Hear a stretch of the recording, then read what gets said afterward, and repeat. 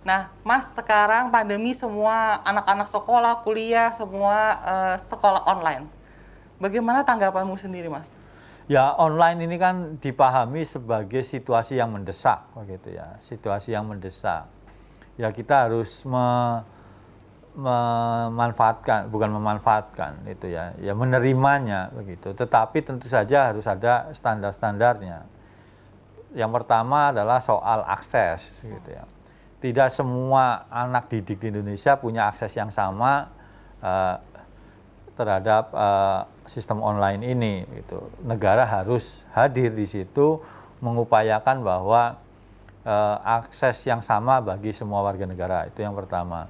Yang kedua, kemudian soal kualitas. Kualitas dengan online ini saya kira kalau kualitasnya juga harus sama gitu. Tapi kuantitas atau lama periode belajarnya ini juga saya kira menentukan itu. Jangan sampai kemudian terlalu lama berinteraksi di komputer, di depan komputer, tapi kemudian melupakan interaksi-interaksi yang lainnya, misalnya interaksi dengan keluarganya, gitu ya, atau kemudian interaksi dalam bentuk yang lain begitu. Jangan sampai di sana. Jadi pokoknya ada Dan seperti pelajaran itu. sekarang kan susah, Mas. Pelajaran sekarang Makanya itu tugasnya banyak. harus saya kira harus disederhanakan lah ya, harus disederhanakan yang penting-penting gitu ya. Yaitu tadi menurut saya pendidikan itu juga harus diarahkan untuk memahami potensi dalam diri, itu yang penting gitu ya. Misalnya soal berhitung, logika, berbahasa atau yang lain yang saya nggak paham banget begitu, tapi paling tidak harus tahu potensi dalam dirinya.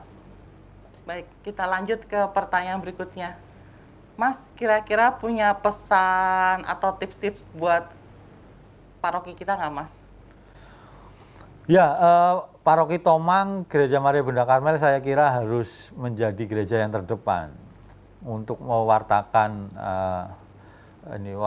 karya Tuhan, gitu ya. Terus kemudian juga mampu untuk mendorong setiap umat untuk juga bisa menjadi umat yang terkemuka. Artinya kalau kita bilang dengan bahasa kitab suci ya menjadi garam dan terang dunia, saya kira. Dan meskipun itu terdengar klise, tapi kan kemudian kalau diletakkan dalam konteks yang sekarang menjadi sangat berat.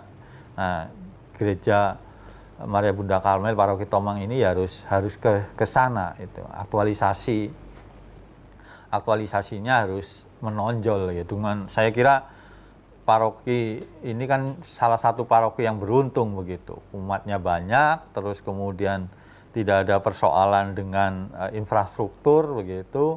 Sekarang kan tinggal kualitasnya, bagaimana kemudian kualitas yang ada di seluruh umat penghuni gereja ini bisa semakin baik, interaksi dengan masyarakat sekitar juga baik, begitu bagus. Dan ini yang saya kira menjadi catatan bagi kita bersama. Dan satu lagi, Mas, mungkin ada umat kita yang terinspirasi lihat hasil bincang-bincang kita hari ini, mungkin juga saya kepengen ya sukses seperti Mas BK selain ora et labora aja, Mas. Kira-kira ada tips nggak, Mas? Ya, tipsnya sebenarnya begini. Pelajaran terpenting ini bukan dari sekolah saja, tetapi juga bagaimana kita meluaskan pergaulan kita, meluaskan jejaring kerja kita. Setelah kemudian kita memperluas pertemanan, pergaulan dan jejaring kerja, saya kira kemudian kita ngomong kualitas gitu. Artinya kita juga ya itu tadi harus bisa menonjol begitu ya.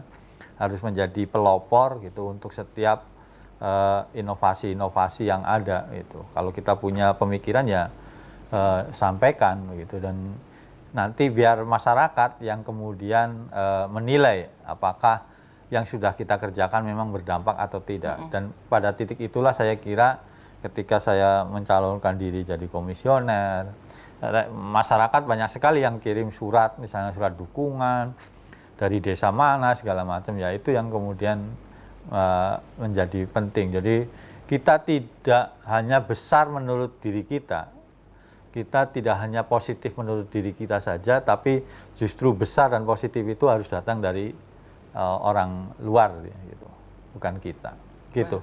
Sip. Thank you banget ya Mas BK. Sama-sama. Semoga sukses terus, maju Amin. terus.